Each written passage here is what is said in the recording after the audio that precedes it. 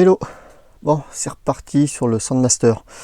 Là, j'ai attaqué à réparer le cerveau de gaz frein. Voilà, pour éviter de changer. Vu sa réaction avec le petit testeur, ça sentait bien le potentiomètre crade. Donc en gros, quand c'est comme ça, j'utilise ça. Nettoyant frein. Un bon coup sur le potard. Je me fais naviguer. Et puis maintenant, on va remonter et puis on va voir ce que ça dit. Tac. Hop.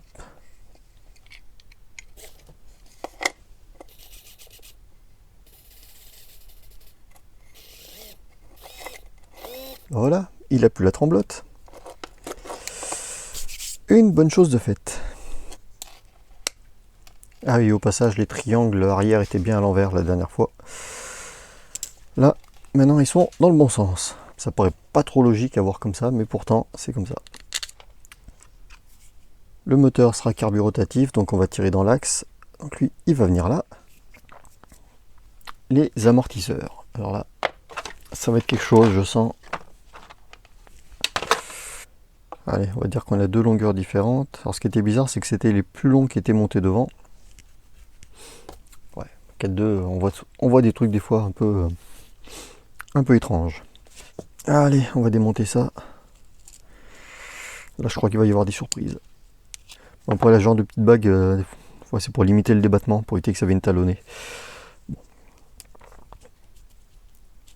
Oh bon sang, il va y avoir du taf. Ce serait vraiment bien que j'arrive à les récupérer. Bon, les ressorts, à part du nettoyage, j'aurai pas grand chose à y faire.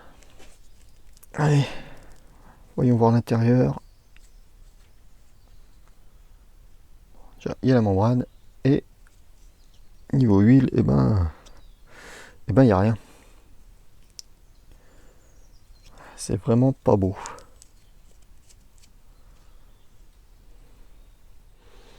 Allez, on va tout désosser. Pour pincer une tige d'amortisseur, soit on a une pince dans ce genre là. Donc on peut trouver pareil chez Energy RC, iModel et compagnie. Voilà, c'est l'alu, c'est assez tendre, au moins ça marque pas la tige et on a une bonne prise. Ou alors on peut utiliser une pince multiprise classique, mais il faut quand même protéger la tige ou essayer de choper avec une pince assez fine au niveau des derniers filets quand il dépasse. Voilà, faut pas rayer la tige, autrement l'amortisseur va fuir.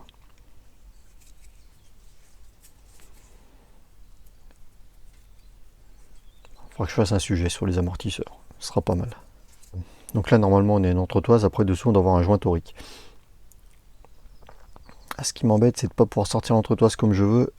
Du coup je suis obligé de pousser comme ça.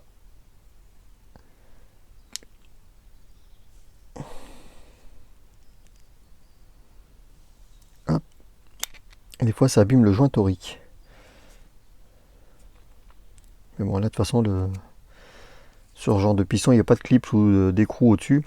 Le clip c'est en dessous. Donc on est obligé de faire comme ça pour démonter. Il n'y a pas le choix.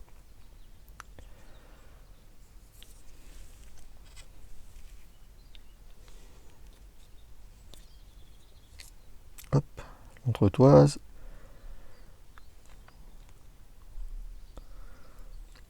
Le petit joint torique. Hop, on le sort sans l'abîmer. Ah là là. C'est cracra là-dedans. Une autre entretoise, un autre joint. Allez, on a tout le monde. Bon. Ben là, ça va être la même punition pour les trois autres. On se retrouve après ça. Et voilà, les amortisseurs, c'est nettoyé. C'était pas facile, il y avait une sorte de mélasse qui avait collé surtout sur les amortisseurs avant. Alors, bon, du coup, je vais utiliser un peu de ça pour le montage. Et après, je mettrai de la 500. On verra comment ça réagit. Tac. Donc là, je mets pas les joints tout de suite. Je passe déjà ma tige. Donc là, vous voyez une petite cale dessous. Donc c'est pour limiter le débattement. Hop. Ensuite, de l'huile.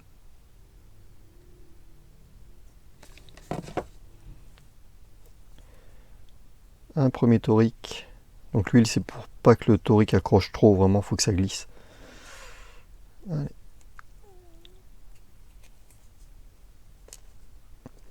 une entretoise.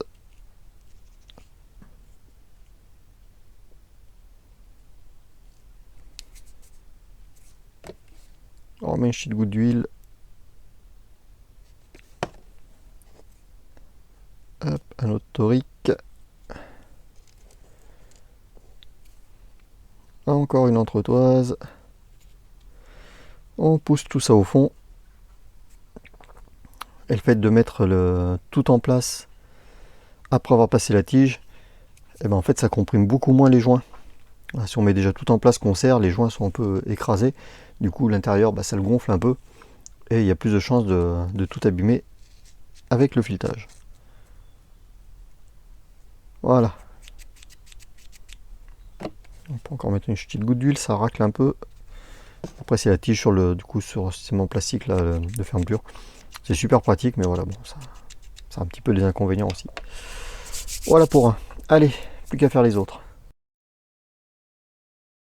Bon, j'en étais où? Ah oui. Allez, montage du réservoir. Par rapport au montage d'origine, voilà, moi je prends juste ça, 2 joints toriques. En plus, tac.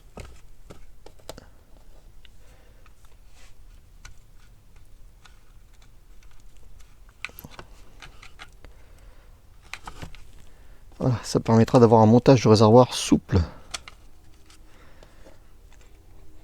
Pour absorber les vibrations et éviter qu'il y ait de l'émulsion à l'intérieur.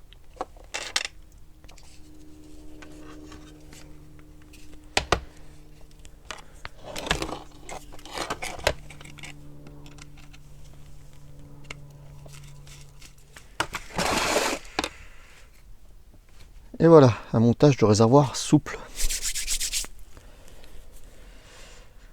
Ensuite, bon, il faut avoir le passager du rythme, la tringlerie gaz-frein. Mais on va surtout regarder le moteur. Alors, donc le moteur que m'a envoyé Matt. Eh ben, on va regarder comment c'est dedans. Tu veux le démonter, Gabriel? N'importe. Allez, tiens. Vas-y. Haha, t'es emmerdé là. Ouais. Par quoi on attaque? M'enlever la tirette. Ouais. Ah, peut-être un autre. Merci.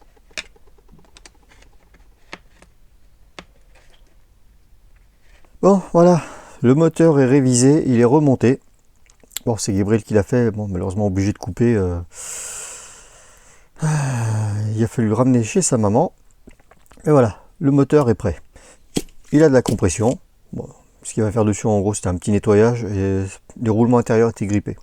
Un coup de décapeur, un coup de nettoyant frein, et après un petit trempage et lubrification, et c'est bon, c'est tout reparti.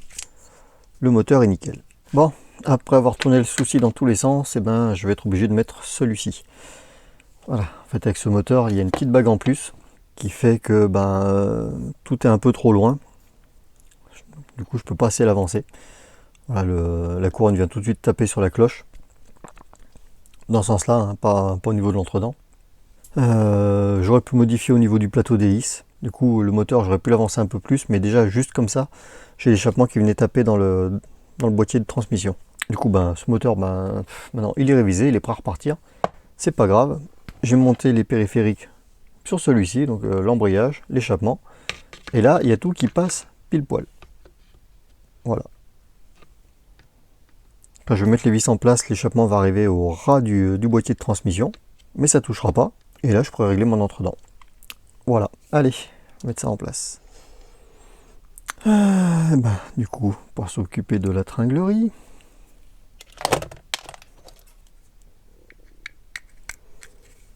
Pareil, le réglage de la tringlerie gaz-frein, hein, la vidéo, elle est là. Et voilà, on a la direction du gaz et du frein. Impeccable. Puis ça va être le moment chiant où il faut ranger les fils, mettre les durites, qu'il n'y a rien qui gêne, que ça fasse propre. Ça va être quelque chose. Ah, puis mettre l'antenne aussi.